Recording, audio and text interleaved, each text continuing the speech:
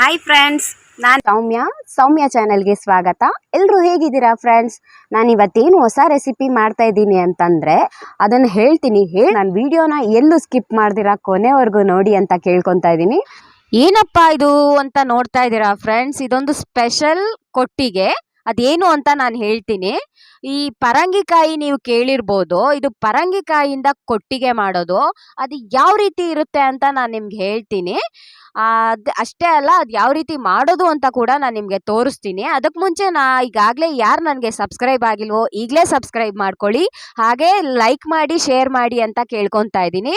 ಹಾಗೆ ಹೊಸಬ್ರು ಯಾರಾದರೂ ನನ್ನ ಚಾನಲ್ನ ನೋಡ್ತಾ ಇದ್ರೆ ಈಗಲೇ ಸಬ್ಸ್ಕ್ರೈಬ್ ಮಾಡ್ಕೊಳ್ಳಿ. ಕೆಳಗಡೆ ಕಾಣೋ ಬೆಲ್ ಐಕಾನ್ನ ಮುಟ್ಟಿದ್ರೆ ನಾನು ಮಾಡೋ ಹೊಸ ವಿಡಿಯೋಗಳೆಲ್ಲ ನಿಮಗೆ ಸಿಕ್ಕತ್ತೆ. ಹಾಗೆ ನನ್ನ ವಿಡಿಯೋನ ಎಲ್ಲೂ ಸ್ಕಿಪ್ ಮಾಡ್ದಿರಾ ಕೊನೆವರೆಗೂ ನೋಡಿ ಫ್ರೆಂಡ್ಸ್.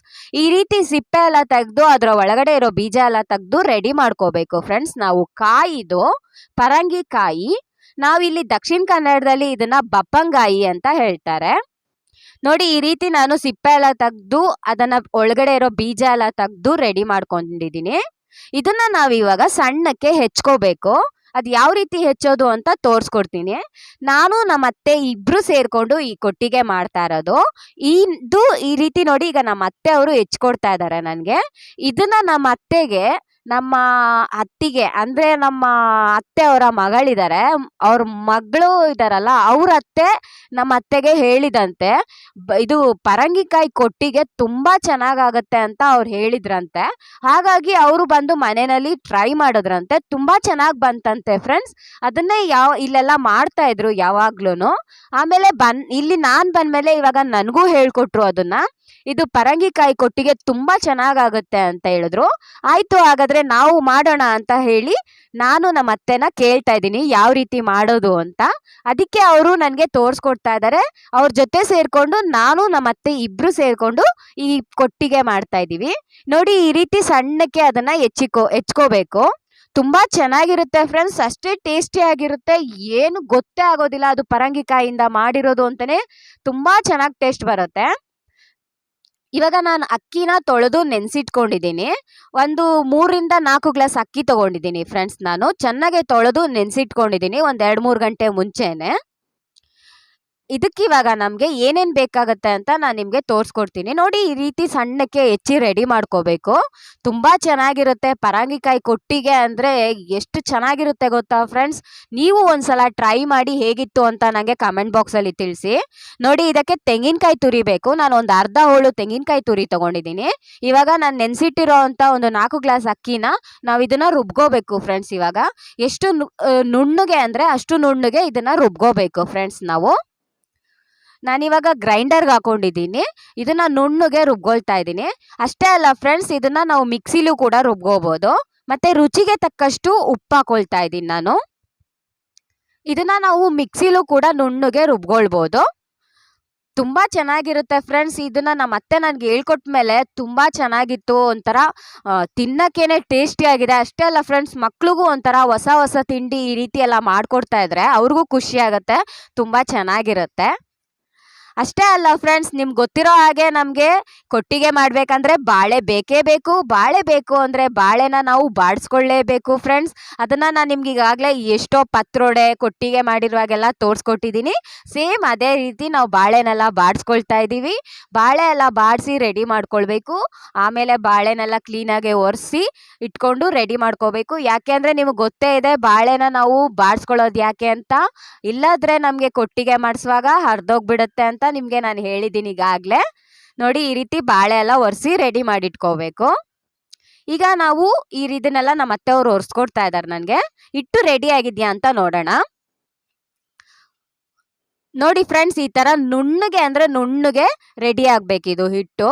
ಇದಿವಾಗ ನುಣ್ಣಗೆ ರುಬ್ಬಿ ರೆಡಿ ಆಗಿದೆ.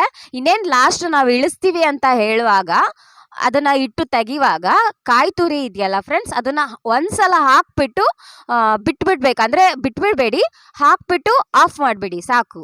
ಅದನ್ನೇನು ಜಾಸ್ತಿ ರುಬ್ಬೇಕಂತೇನಿಲ್ಲ. ಕಾಯಿ ನಮಗೆ ಬಾಯಿಗೆ ಸಿಕ್ಬೇಕು. ಇನ್ನೇನು ನಾವು ಅದನ್ನ ಇಟ್ಟು ತೆಗಿತಾ ಇದೀವಿ ಅನ್ನುವಾಗ ಅದನ್ನ ಹಾಕ್ಬಿಟ್ಟು ಇದು ಮಾಡ್ಕೊಂಡ್ರೆ ಸಾಕು. ನೋಡಿ, ಇವಾಗ ನಾನೊಂದು ಪಾತ್ರೆಗೆಲ್ಲ ಅದನ್ನ ಶಿಫ್ಟ್ ಮಾಡ್ಕೊಳ್ತಾ ಇದ್ದೀನಿ ಹಿಟ್ಟಿನ. ಈಗ ಹಿಟ್ಟೆಲ್ಲ ರೆಡಿ ಆಗಿದೆ, ಸ್ವಲ್ಪ ಗಟ್ಟಿ ಇದೆ ಅನಿಸ್ತಾ ಇದೆ ನಮಗೆ. ನಾನು ಈಗ ಅದರಲ್ಲಿ ತೊಳೆದಿಟ್ಕೊಂಡಿರೋ ನೀರಿನ ಇಟ್ಕೊಂಡಿದ್ದೀನಿ, ಬೇಕು ಅಂದರೆ ನೀರು ಹಾಕೊಳ್ಬೋದು.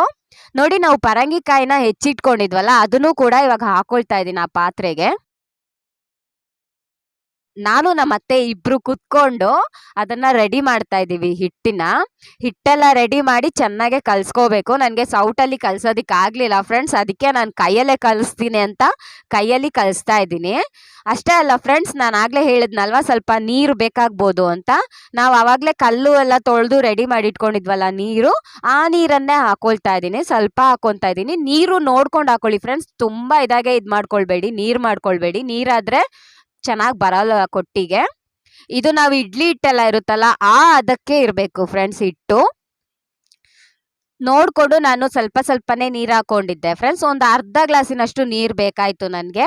ಅದನ್ನ ಚೆನ್ನಾಗಿ ಮಿಕ್ಸ್ ಮಾಡ್ಕೊಳ್ತಾ ಇದ್ದೀನಿ ಈ ರೀತಿ ಚೆನ್ನಾಗಿ ಮಿಕ್ಸ್ ಮಾಡ್ಕೊಂಡು ಆದ್ಮೇಲೆ ನಾವು ಅದನ್ನ ಬಾಳೆ ಎಲೆನಲ್ಲಿ ಹಾಕೊಳ್ಬೇಕು. ನೋಡಿ, ಈ ರೀತಿ ನಾನು ಬಾಳೆ ಎಲೆನಲ್ಲಿ ಹಾಕ್ತಾ ಇದ್ದೀನಿ. ನಮ್ಮ ಅತ್ತೆ ಅದನ್ನ ಮಾಡಿಸ್ತಾ ಇದ್ದಾರೆ. ನಿಮ್ಗೆ ಗೊತ್ತೇ ಇದೆ, ನಾವು ಪತ್ರೊಡೆ ಆಗ್ಲಿ ಕೊಟ್ಟಿಗೆ ಆಗ್ಲಿ ಯಾವುದೇ ಮಾಡಿದ್ರು ಯಾವ ರೀತಿ ಮಾಡಿಸ್ತೀನಿ ಅಂತ ನಾನು ನಿಮ್ಗೆ ತೋರಿಸಿದ್ದೀನಿ.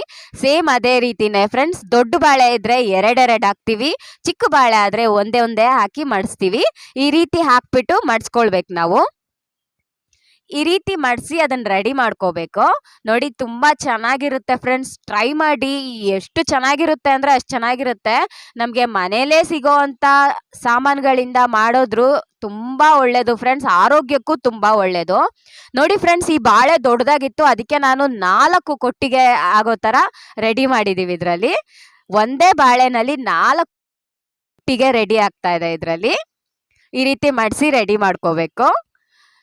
ಅಷ್ಟೇ ಅಲ್ಲ ಫ್ರೆಂಡ್ಸ್, ಎಷ್ಟೊಂದು ಜನಕ್ಕೆ ಪರಂಗಿಕಾಯಿಂದ ಪಲ್ಯ ಎಲ್ಲ ಮಾಡ್ಬೋದು ಅಂತ ಗೊತ್ತಿರುತ್ತೆ, ಅದನ್ನ ಹಣ್ಣಾದ್ರೆ ತಿಂತೀವಿ ಅಂತ ಗೊತ್ತಿರುತ್ತೆ.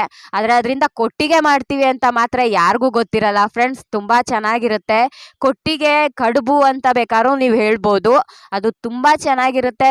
ದಯವಿಟ್ಟು ಒಂದ್ಸಲ ಟ್ರೈ ಮಾಡಿ, ಹೇಗಿತ್ತು ಅಂತ ನನಗೆ ಹೇಳಿ. Same method friends. ನಾವು ಈ ಇಡ್ಲಿ ಬೇಯಿಸೋ ಪಾತ್ರೆನಲ್ಲಿ ಕೆಳಗಡೆ ನೀರಿದೆ, ಮೇಲೆ ಒಂದು ತಟ್ಟೆ ಇಟ್ಟಿದೀವಿ.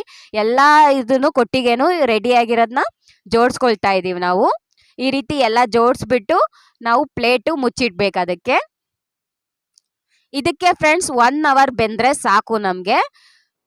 1 ಅವರ್ ಬೆಂದಿದ ತಕ್ಷಣ ನಾನು ನಿಮಗೆ ತೋರಿಸ್ತೀನಿ ಯಾವ ರೀತಿ ಇದೆ ಅಂತ. ಇದಿವಾಗ 1 ಅವರ್ ಆಗಿದೆ ಫ್ರೆಂಡ್ಸ್ ಬೆಂದಿದ್ದು. ನಾನು ನಿಮಗೆ ತೋರಿಸ್ತೀನಿ. ಅದು ಇವಾಗ ಫುಲ್ ನೋಡಿ, ಆಹಾ ಹಬ್ಬೆ ಬರ್ತಾ ಇದೆ. ಅದು ಹಾಗೇನೆ ಗಮ್ ಅಂತ ಪರಿಮಳ ಕೂಡ ಬರ್ತಾ ಇದೆ ಫ್ರೆಂಡ್ಸ್. ಇದು ಕೊಟ್ಟಿಗೆ ಬೆಂದು ರೆಡಿ ಆಗಿದೆ. ನಾನು ಒಂದು ಸೌಟ್ ತಗೊಂಡು ಸೌಟಿನ ಸಹಾಯದಿಂದ ಅದನ್ನು ತೆಗಿತಾ ಇದ್ದೀನಿ, ಯಾಕೆಂದ್ರೆ ತುಂಬಾ ಬಿಸಿ ಇದೆ ಫ್ರೆಂಡ್ಸ್ ಅದು. ಬನ್ನಿ, ಹಾಗಾದ್ರೆ ನಾನು ನಿಮಗೆ ಬಿಡಿಸಿ ತೋರಿಸ್ತೀನಿ ಯಾವ ರೀತಿ ಇದೆ ಅಂತ. ವಾವ್, ತುಂಬಾ ಘಮ ಘಮ ಅಂತ ಪರಿಮಳ ಬರ್ತಾ ಇದೆ. ಅದರಲ್ಲೂ ತುಪ್ಪ ಹಾಕೊಂಡು ತಿಂದ್ರೆ ಇನ್ನೂ ಸಖತ್ತಾಗಿರುತ್ತೆ ಫ್ರೆಂಡ್ಸ್. ಇದು ಚಟ್ನಿ ಜೊತೆ, ಸಾಂಬಾರ್ ಜೊತೆ ತಿನ್ಬೋದು, ಅಥವಾ ಉಪ್ಪಿನಕಾಯಿ ಜೊತೆ ಕೂಡ ತುಂಬಾ ಚೆನ್ನಾಗಿರುತ್ತೆ. ಅಷ್ಟೇ ಟೇಸ್ಟಿಯಾಗೂ ಇರುತ್ತೆ ಫ್ರೆಂಡ್ಸ್. ತುಪ್ಪ ಹಾಕೊಂಡಂತೂ ತಿಂದ್ರೆ ಇನ್ನೂ ಚೆನ್ನಾಗಿರುತ್ತೆ. ಇಲ್ಲೆಲ್ಲ ಇವ್ರು ಏನ್ ಮಾಡ್ತಾರೆ ಅಂದ್ರೆ ಕೊಬ್ಬರಿ ಎಣ್ಣೆ ಹಾಕೊಂಡು ತಿಂತಾರೆ. ತುಂಬಾ ಚೆನ್ನಾಗಿರುತ್ತೆ ಫ್ರೆಂಡ್ಸ್ ಕೊಬ್ಬರಿ ಎಣ್ಣೆ ಹಾಕೊಂಡು ತಿಂದ್ರೆ. ನೀವು ಕೂಡ ಒಂದ್ಸಲ ಟ್ರೈ ಮಾಡಿ ಫ್ರೆಂಡ್ಸ್. ಹಾಗೆ ನನ್ನ ವಿಡಿಯೋ ಇಷ್ಟ ಆಗಿದ್ರೆ ಒಂದು ಲೈಕ್ ಮಾಡಿ, ಶೇರ್ ಮಾಡಿ, ಸಬ್ಸ್ಕ್ರೈಬ್ ಮಾಡಿ. ಹಾಗೆ ನಿಮ್ಮ ಫ್ರೆಂಡ್ಸ್ಗಳಿಗೆಲ್ಲ ತಿಳಿಸಿ ಫ್ರೆಂಡ್ಸ್. ಇನ್ನೊಂದು ವಿಡಿಯೋನಲ್ಲಿ ಸಿಗ್ತೀನಿ. Thank you so much. Bye friends.